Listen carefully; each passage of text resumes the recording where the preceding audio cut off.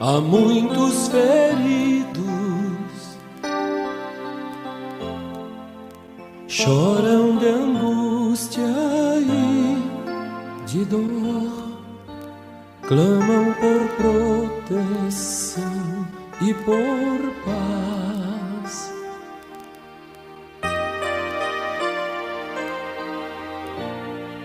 Amigos que sofrem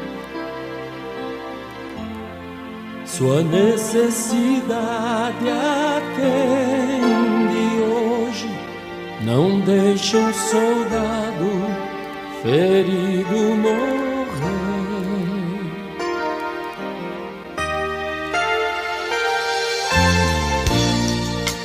Vem cá o bálsamo